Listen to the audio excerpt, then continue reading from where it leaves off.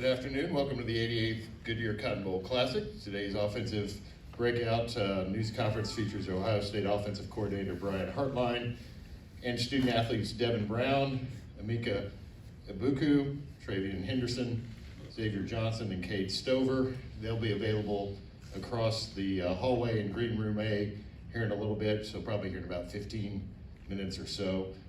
Coach, appreciate you being with us here today. Before we get to questions, we'll go down each player and have you give a comment about each of those young men. We'll start with Devin Brown. Yeah, Devin's been doing a great job. You know, obviously he's a different role currently than he maybe has been all year. Coming back, also getting a little dinged up during the middle of the season. Was gaining a lot of momentum through the season, but he's having a great bowl prep, and we're excited that he's out there. Brings a lot of good energy to practice. The guys are excited to have him, running the show, and but Devin's done a great job preparing for this game. He knows the importance, and his work has resembled that. All right, Emeka Ibuku. Emeka is doing great. Excited to play in the Cotton Bowl. He, coming off again from an injury earlier in the year, he's feeling really good. I think, for him, there's probably a point where maybe he was a little frustrated on not being, fully to where he wanted to be coming off that ankle. But he looks good, running well, running fast, and excited to play. Travion Henderson. Travion looks fast, as we always know. Having him out there, it's been different, in the run game. He's a major impact player. When he gets the ball in his hands, he's always likely to take it to the house, and we are definitely a better team running the ball when we have Trey in there. All right, Xavier Johnson. Xavier Johnson, jack of all trades, right? I mean, he played a huge part in special teams. He'll play a huge part in the receiver room, play a huge part in the backfield. There's nothing X can't do, and he provides a lot of flexibility because of his skill set. And he's definitely going to be a major part of what we do through this bowl game. Finally, Cade Stover. Cade Stover, he's, as you guys know, Cade, is the backbone, I think, of this offense at times. He's tough. He plays tough. He wants his teammates to play tough, and he sets that standard offensively. Having Cade, in the lineup and playing the way he's played and as productive he's been, how consistent he's been, has been a huge part for our offense. And that says a lot about what Cade's done in the offseason to prepare for this year. Everyone has seen the growth, and he's one heck of a player, and we're lucky, we're glad to have him for this bowl game. Coach, thank you for your comments. Yeah. We'll now go to questions. Please raise your hand. Jason and Matt will get a microphone. We do have a number of media members, so if you'll ask one question, we'll move the microphone. We'll try to get back if you have follow-ups, but let's limit that to one question. We're going to start over here, Coach, on our right-hand side, right in the third row, in the middle. Yeah. Andy Anders, 11 Warriors. Just circling back to Devin, what's the process been like between you and Ryan and Corey to get him ready to go in this game?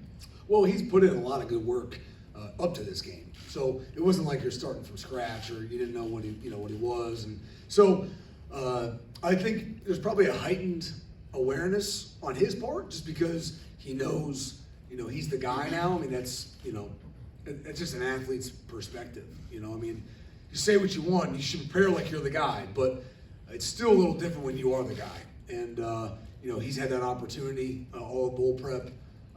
He's gotten better through bowl prep. So I think it's big on us, to make sure, okay, what do we feel like Devin does best, and let's make sure we do that. And he's taken the bull by the horn and ran with it. So a lot of credit to him, and really excited to see him let it loose on Friday night.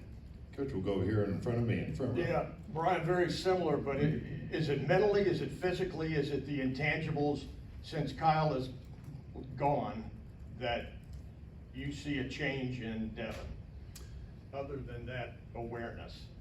I don't know about that. I think that I think it changes for everybody, whether it's year to year. It's when a guy changes roles. I mean, it sparks a different reaction. Whether it's a wideout or a running back or a quarterback, it doesn't change. I mean, I think that when that you're the guy going out there to do whatever the role is, and it's changed, it kind of asks you to be more intentful. I mean, that's just the reality of it. And but Devin always has his makeup. He's always been the same old, Dev. Dev is, so I wouldn't say he's being somebody he hasn't been. It's just a heightened sense of gotta go, gotta do it now kind of thing. And I think that's pretty common in any athlete that grows into a different role. Coach, we'll go over to your side of the room. Over by. Come on. Brian, it doesn't look like Marv's going to play. Julian's already moved on. Right here. This dynamic for your room, I mean, you had this a couple years ago in the Rose Bowl where, Chris and Garrett didn't play. What's the opportunity for these younger guys? What do you expect to see? What do you want to evaluate on Friday night with that next wave? Yeah, I mean, the opportunities, right? And so what we do with those opportunities ultimately dictates, the way our career is going to go. That's the great thing about sports. So with a couple guys that would be in different roles, a couple guys that will have different opportunities, and the goal. I hope a lot of guys get to play. I mean, that's kind of that's my hope. So it's a hot building. You can still get stuffy in there sometimes. So a lot of guys gotta be ready to play, and based on how the game goes, will dictate a lot of that. But I'm really excited for those guys. I mean, that's like you're saying. I mean, there's a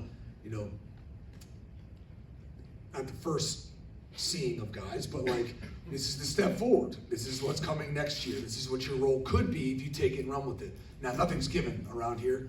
Everything's been earned, but the whole room in general, I think, is excited. I'm excited, and I'm excited to see some of these guys get different opportunities that maybe they haven't gotten through the year. I mean, that's really what prepares these guys to take those steps, chasing Mac and chasing, Marvin Harrison, and just like they did the same with Garrett and Jackson and Chris, that allows them to push and push and push, and then when their time shows up, it seems like it's a lot easier of a transition because they're getting challenged every day. So we're on the edge of seeing some different opportunities, and I'm looking forward to some guys taking it and run with it. Coach, we'll go in front of me, straight ahead. Yes. Brian, Jeremy Birmingham, dotting the I's. The last 5 years as an assistant that you've been at Ohio State, college football has changed a lot. You, to my knowledge, have not brought in any transfers to your room that I can recall.